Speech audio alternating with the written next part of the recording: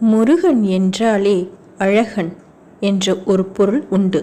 அந்த பொருளுக்கு ஏற்றவாறு அழகான 6 முகங்கள் உண்டு. 6 முகங்களில் ஒவ்வொரு முகமும் ஒவ்வொரு தத்துவத்தை நமக்கு சொல்கின்றன. கந்தனின் கருணை முகம் கொண்ட 6 முகத்தை பற்றியும் அதன் தத்துவத்தை பற்றியும் இந்த பதிவில் பார்க்கலாம். முருகனிடம் மும்மூர்த்திகளின் அம்சம் ஒருங்கே நிறைந்துள்ளது. காக்கும் கடவுளான முகுந்தன், அழிக்கும் மூர்த்தியான ருத்ரன், படைக்கும் கடவுளான பிரம்மன் ஆகிய மும்மூர்த்தி திருநாமங்களின் முதல் 3 எழுத்துக்கள் ஒன்றிணைந்தே முருகா என்று பெயராகும். இருள் படைத்து உலகம் ஒளி நிறைந்து விளங்க வெளிச்சம் தருகிறது ஒரு திருமுகம்.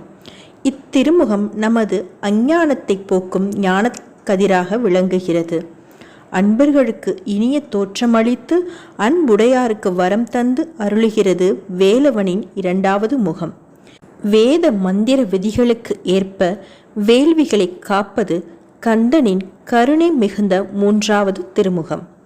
நம் அறிவுக்கு எட்டாத விஷயங்களை விளக்கி அருள் புரிந்து ஞானம் பொழிவது ஞான பண்டிதனின் 4வது திருமுகம்.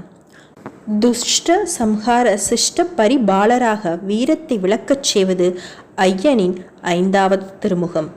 தேவானை வள்ளியம்மை என்னும் கிரியா சக்தி இச்சா சக்திகளை கொஞ்சி மகிழ கோடி சூரிய ஒளி காட்டும் அழகு முகம் 6வது திருமுகம். இவ்வாறு 6 திருமுகங்களை பெற்று கந்த பெருமான் 12 திருக்கரங்களோடு நீல மயில் மீது எழுந்தருளி நமக்கு அருள்பாலிக்கிறார்.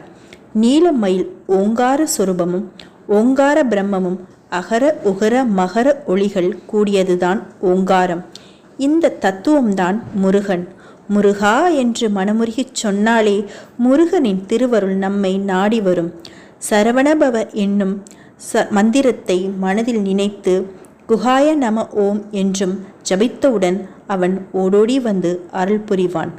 முருகனின் 6 படை வீடுகளை நினைத்தாலே மனம் ஆறும்.